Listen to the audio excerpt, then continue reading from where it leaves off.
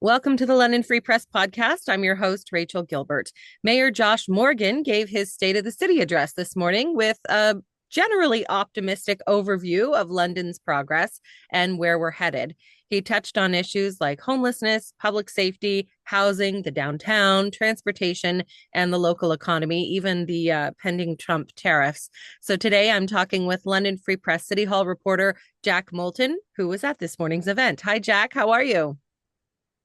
I'm good, Rachel. Great to be here. Yes, well, I know you've had a busy morning already. But let's just talk about kind of the general tone of this morning's speech and discussion, because I know they had a discussion afterwards. I found that Morgan was generally optimistic or presenting a lot of issues as optimistically as he could. What did you think of the tone, and maybe what did some of the audience members think?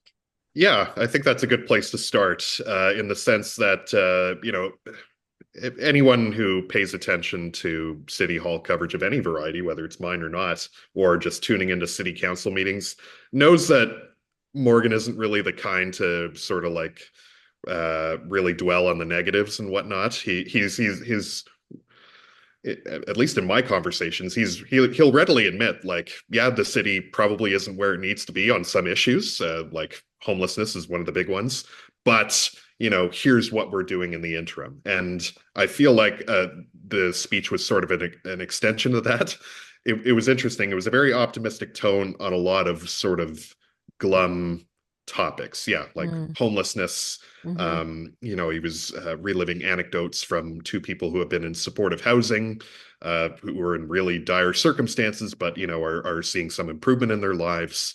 mhm. Talking about increased police presence downtown and in the Oldies Village, the core area, and further doubling down on cracking down on public drug use, Yeah. that sort of thing. But also, yeah, as you mentioned, both he and sort of some of the business leaders who spoke there were also, of course, talking about the threatened tariffs from U.S. President Donald Trump. Hmm. Still unclear what's happening there. Maybe a 25% blanket tariff on Canada by February 1st. We don't know, but they're treating it as a real possibility. So Sure. there's not much a city can really do besides just sort of stand behind the feds and the province and just say we're with you, whatever you need. But yeah, an optimistic tone for some challenging topics. Challenging to yeah, we're going to go through each topic and kind of highlight some of the main points that he mentioned this morning. But overall, there were not any major announcements today. There were a couple of things that he announced that are going to be happening or are in the works or coming up this year, but nothing major really was announced this morning. That's right. His first two State of the City addresses had some big headliners. The first being the anonymous donation of $25 million, what would be the Fund for Change, that would go towards the city's homelessness response. Mm-hmm. Uh, and even during that first address, uh, Mayor Morgan hinted at the office to residential conversion program, which would become the main feature of his second address. And coming off of last year, I was only able to cover last year's. I just joined the Free Press, but Mm-hmm. there wasn't anything sort of hanging in the air like that after last year's address. So it wasn't really clear what would be coming this time. And yeah, there were a handful of smaller announcements. Some of them didn't have a lot of detail fleshed out. Still stuff to come to council. Other figures to speak to some details, but yeah, sort of a handful of smaller announcements, and also progress on some of the programs, the city already has, like that office to residential program. Mm-hmm. Last year's address, he also pledged to build high density residential projects on city parking lots.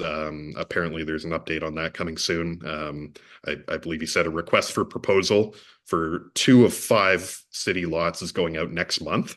Okay. So some progress, but nothing bombastic. Nothing huge. No. Okay, let's just go through, the issues kind of one by one. Homelessness was a big thing. We always talk about homelessness. It's a huge issue in London.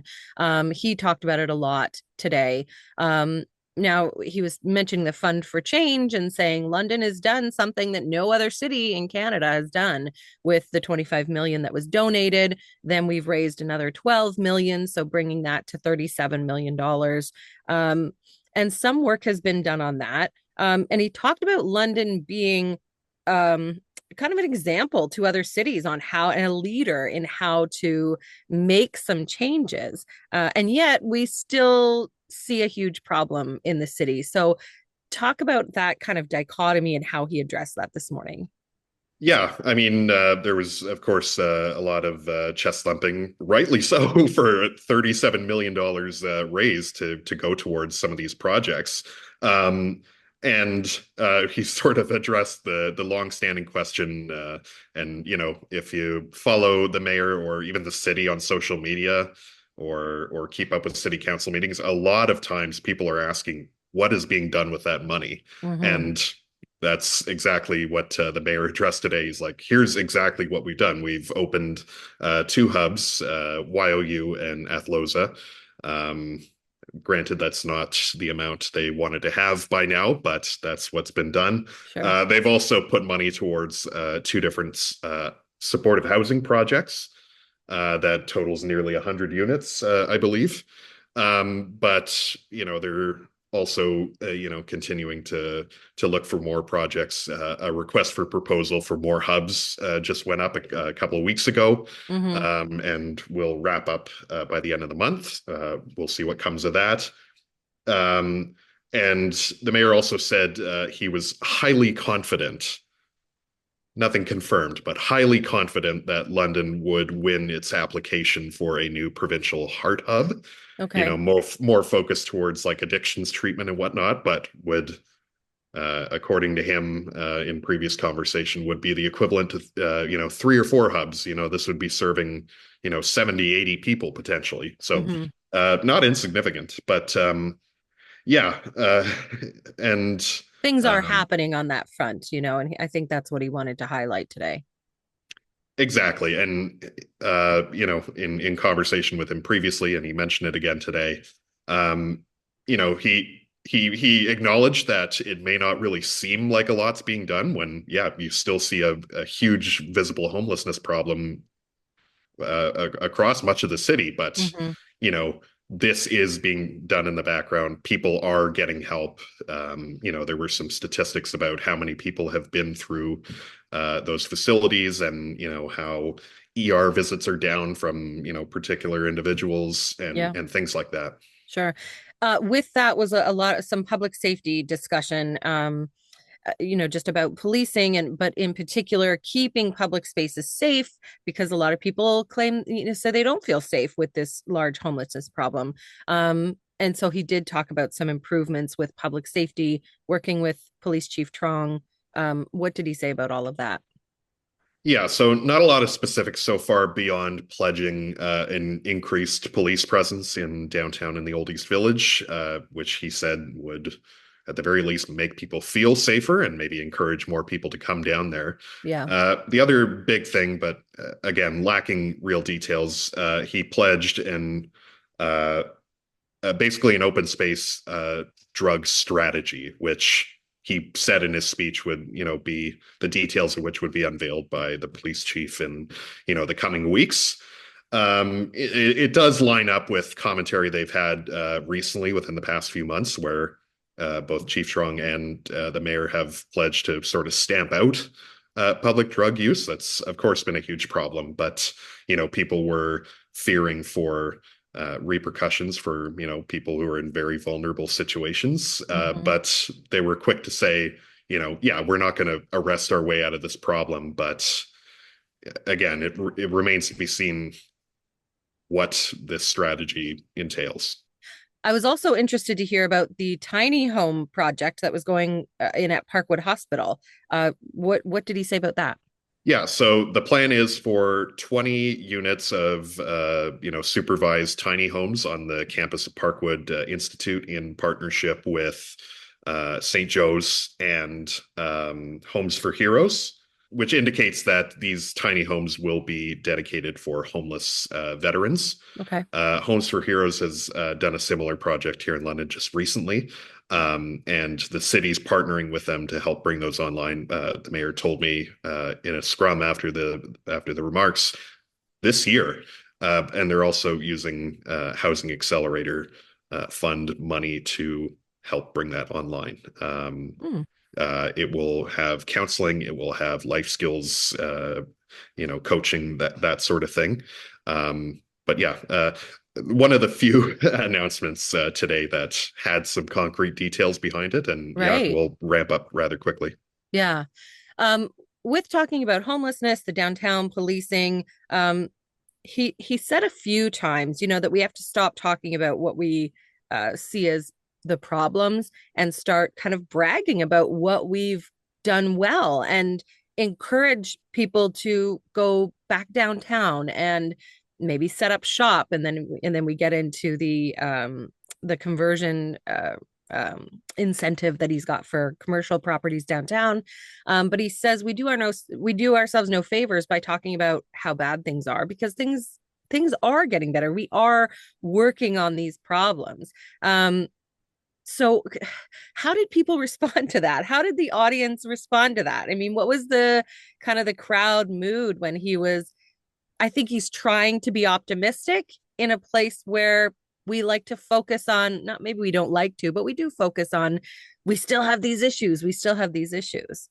Yeah, to be honest, it was a tough crowd to read. Mm, There wasn't a whole lot of reaction to anything.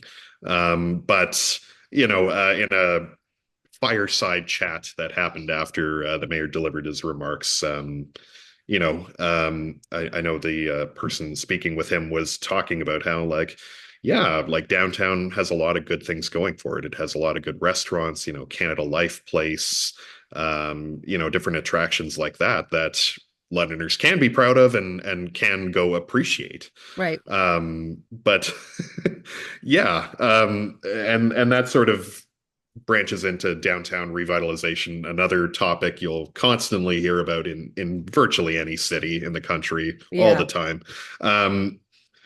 Which he gave an update on the office to residential conversion program, which he announced last year. Mm-hmm.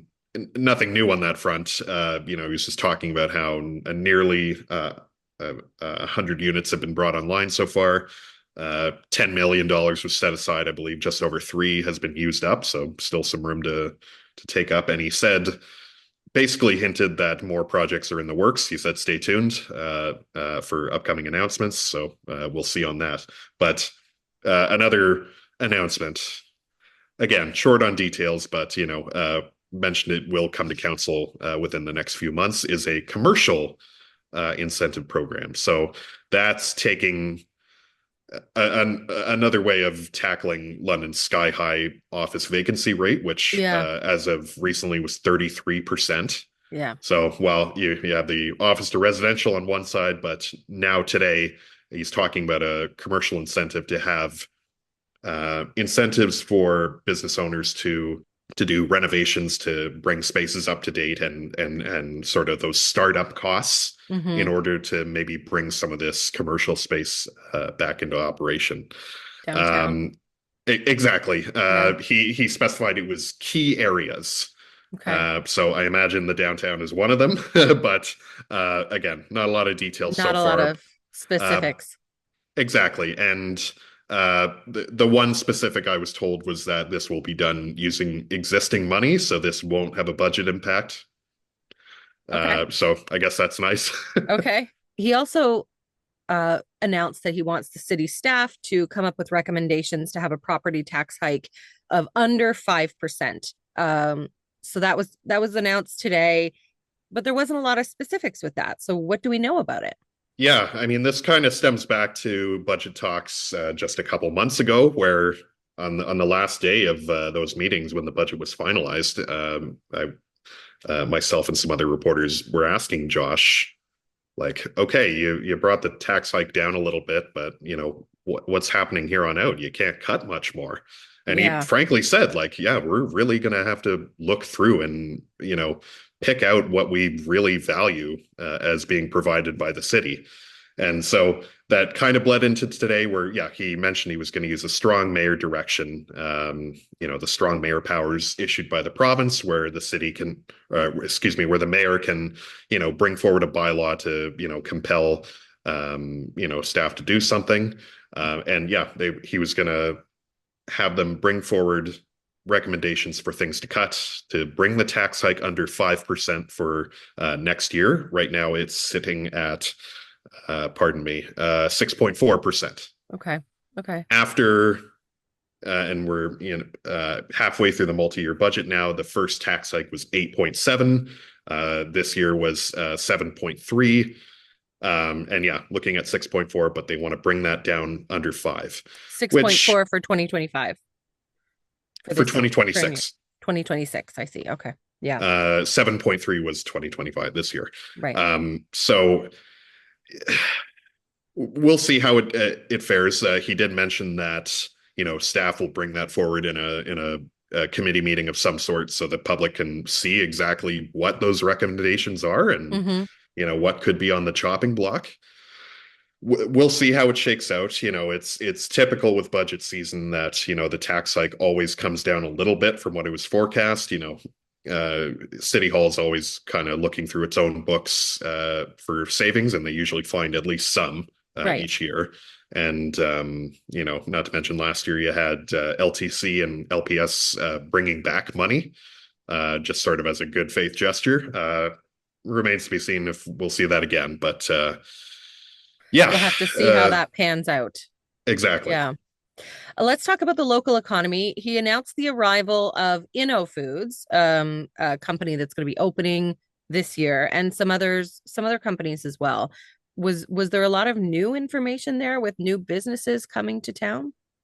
So the mayor did touch on a couple points and some good news items on the industrial lands front. Inno Foods is a healthy snack manufacturer, and Okay. they have plans to come to London, their first expansion outside of BC. And they'll be setting up an innovation park with about 90 employees in phase one. And the mayor said in a speech, the workforce will probably double, expanding further out. Okay. The Andriani pasta manufacturer, which was announced a few years ago now, I believe. Okay. They're nearing completion on their facility and expected to start up this year. He also gave shout outs to some existing businesses like Digital Extremes, the lead of which was recently on the mayor's honor list for this year. But they also just signed a 10-year lease at City Plaza, and that was sort of a good news item for downtown London's sort of business community. Yeah. But also Copa Incorporated, which is a family-run gelato business in East London. Apparently, they've more than doubled their workforce Hmm. and are set to expand even more. So Great. yeah, a few good news items. Yeah. But he also touched on the progress of organizations like Film London. Of course, Yeah. he had to shout out his conversation with Arnold Schwarzenegger, but also, Well, we are how seeing a lot more, films and TV shows being filmed here, which is kind of cool, or in the area. Which is, it's just exciting to think about, right? So people, that always makes the news because it's exciting. exactly. And he's talking about how word of mouth is kind of spreading from that. Yeah, Arnold Schwarzenegger is the big one. Luke Wilson was another one. Um, And he even said how I believe it was two different TV series and four feature films are already on the docket for this year for filming in Oh, London. So yeah, some good news. okay. Bringing people to the area, spending money, increasing tourism dollars. Let's get into the Trump tariffs. He did talk about this a little bit because he is focusing on this issue a lot as the chair of the Big City Mayors Caucus. What did he say about it? Because we don't really know what's happening quite yet. again, another thing that lacks details, but hey, it's not his fault this time. But yeah, the one big thing on everyone's mind, given this was a convention of over 1,200 business leaders, was yeah, the potential for blanket tariffs against Canada. Mm-hmm. And yes, Mayor Morgan chairs the Big City Mayors Caucus, which represents the 23 largest cities in Canada. And she was sort of talking about how they have a decent amount of influence and how they're standing ready to, stand in line with the province and the feds in whatever response they can come up with. The mayor was talking about how, um, cities can't really do much beyond that, but they do have the insight into exactly how tariffs will affect their community, and the businesses inside it. He also did talk about how just in his position as mayor and especially on this caucus, how he's also been reaching out to American mayors, particularly in Republican areas, to really hammer home that they need their support. And he's been hearing that they're typically not on board with these either because he was emphasizing, these tariffs are going to hit Americans as well, Mm-hmm. and their pocketbooks. So trying to work together on a united front to really stop this from happening in the first place. So Mm-hmm. um, I did remains it. to be seen. I appreciated a lot of his talk about working together with other levels of government on specifically the tariffs, but then how that could lead to other things and kind of that looking forward to some more cohesiveness between different parties and different levels of government. Just kind of quickly touch on what he was hoping with for that and kind of looking to the future with in terms of working together with everybody else. Absolutely. He had a great deal of admiration for how a lot of the federal government and the premiers have really come together on this issue with the whole Team Canada approach. Mm-hmm. Some holdouts, but mostly a united front here. And despite political parties and the like. You have Doug Ford, the conservative premier, standing, in line with Wab Kinew and David Eby, NDP premiers, Mm-hmm. uh, really, on the same wavelength. And he was saying how, you know, cities standing with the province and the feds, similarly, also presents an opportunity. Like he was saying, it was very nice to see to on this particular issue, but it presents an opportunity going forward to really enhance those partnerships to maybe further some interests on other issues Mm-hmm. that cities need help with. Yeah. Bringing it back to London, just quickly before we go, he kind of touched on as well, how London has been on the national stage in terms of some pretty horrific tragedies. I mean, we have had some pretty horrible things happen here in London, tragedies that affect our London family and many other things. But also now that London is on the state on the national stage for things that we're doing and initiatives that we're setting up, particularly the homelessness fund that we have and some work that we're doing around that and how we're not sitting around and waiting for things to happen. We're innovating and we're coming up with new ideas to try and solve some of these problems that affect all municipalities. What kinds of things was he mentioning that we're leading the way in? Absolutely. Well, you mentioned a good one off the start, the Fund for Change, that big pot of $37 million. He flat out said during a speech, no other city in Canada can say they've done something like this. And you might remember that he did a bit of a press tour a few months ago, or excuse me, a few months after it was unveiled. Um, you know, Speaking to sort of its novelty and how this was, Mm-hmm. going to be a new step towards trying to solve this issue. But he also was talking about housing, how some of the changes London has made, allowing higher heights, multiplexes, things of that nature, has really unlocked a lot of at the very least, permissions from the city, from council. We're starting to see some of that come online as the economy picks up again. But how he's said before how like London was a bit of a laggard in housing before, Mm, and colloquially, London sort of has a NIMBY reputation, but yeah, he's saying, in this instance, we've been able to really ramp up what we're doing, and yeah. um, Change ways that we're doing things and be maybe an example for other cities, right? exactly. I mean, he was talking about how other cities are reaching out to him, Hmm. and or the city broadly about, maybe picking up some tips on certain things and Yeah, certain techniques the city is using. And yeah. yeah, Okay. Well, there was a lot to cover today. I'm sure you're going to have a lot of that in your story as well at lfpress.com. Generally a kind of an optimistic tone, but about issues that aren't so optimistic themselves. Anyways, thank you, Jack, for joining us today. We'll check out your stories on this and everything else at City Hall at lfpress.com. thank you, Rachel.